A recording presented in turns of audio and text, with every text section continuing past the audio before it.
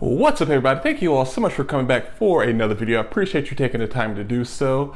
My name is Dooley. I'm a graphic designer and a self-taught calligrapher. Today's video, I'm going to be talking about things to know before becoming a graphic designer and or deciding to become one. Because graphic design, it's nice to get into and it's cool on the surface level, but once you really get into it, it's better to be prepared than unprepared. And also, if you haven't done so yet, make sure to hit the subscribe button, as well as check out all my other videos I have here. Links are in the description below to all my social media, and you can follow me there, stay in contact with me. But with that said, let's go ahead and get into the video. All right, so the first thing to know before becoming a graphic designer is don't say yes to everything. And if you're a graphic designer, illustrator, if you make clothing and you have people that want you to do stuff for them, whether it's clients, friends, family, whomever, you do not have to say yes to everything. Saying yes to everything will allow you time for nothing. And you spent all this time learning your skill. Maybe you're self-taught or you went to school for graphic design, illustration, web design, or whatever. Why would you say yes to everything? You have to learn to say no and value yourself and your worth. And I say that valuing your self-worth is in a sense of getting paid what you're worth. You don't have to take on everything. Take on what you want to take on. But some people may be able to do that, others may not. You just gotta know when to balance it. And the next thing is value the people you meet. This, I have to say, it is very important. Like, valuing the people you meet, it may sound difficult. Is the camera? Okay, we're still rolling. Valuing the people you meet, it may sound difficult to do for some people because you'll meet somebody and you'll think, oh, okay, that's cool. What benefit are they going to contribute to my life, to my career, and vice versa? How will I be able to contribute to them? So finding that little niche where you can relate to someone and see how you both can bring value to each other's life and not just have it one-sided, because you never know. That person that you meet could lead you to your destination of where you're trying to get to, and that person could lead you to this career that you want, and they could show you something, a video, or recommend a book that will take you further than you could have ever imagined, and a book that you never even knew existed. All right, so the next one is find confidence to sell your ideas.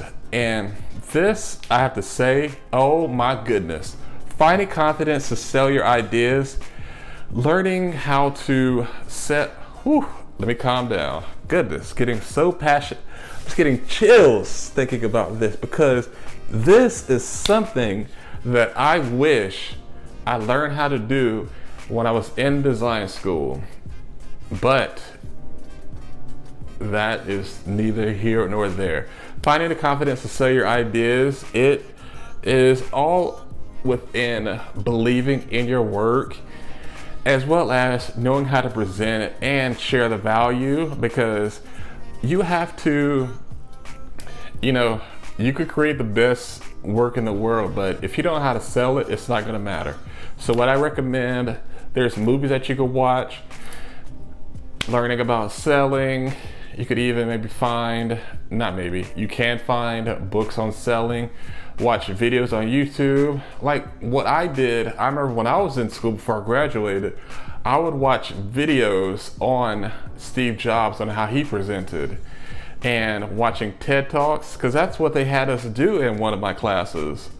I don't remember which one it was, but I do remember that. And to think about, like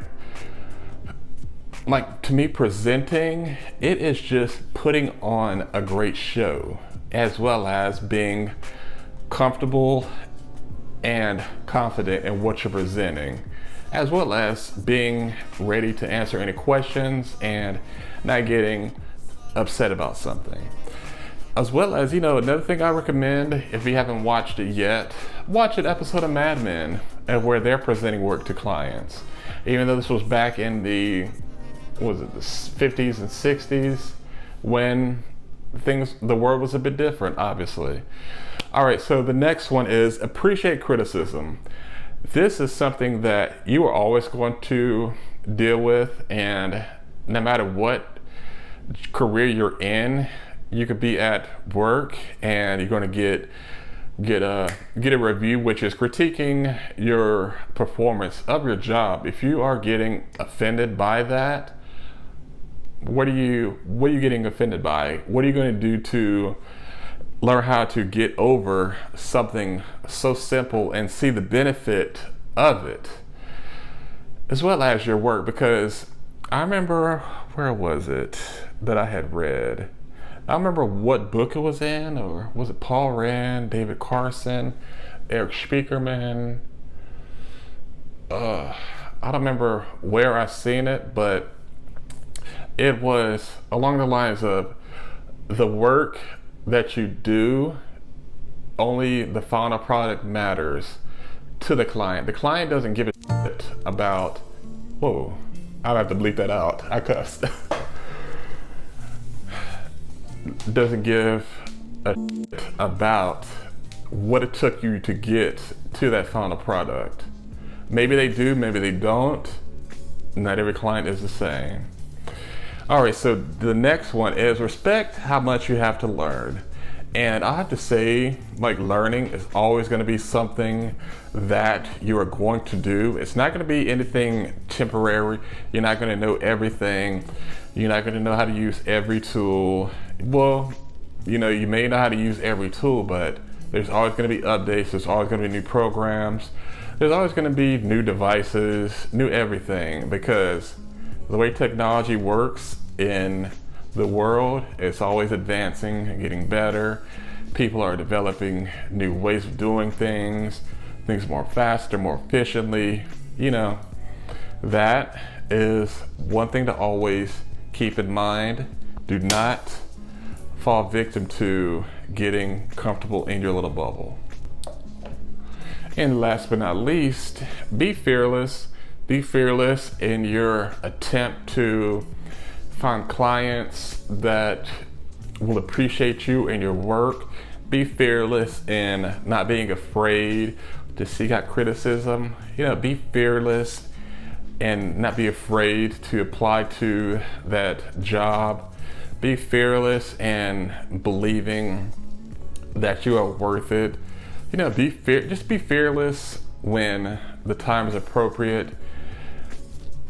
And be fearless to think through the work that you're doing, and be fearless with all that you do.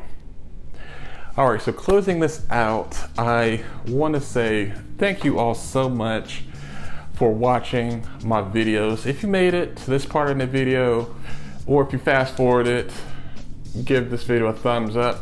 Also, leave me a comment below what your thoughts are on all of these that I covered. And if you have any that you would like to share them in the comments below with everyone. And I will see you in the next video.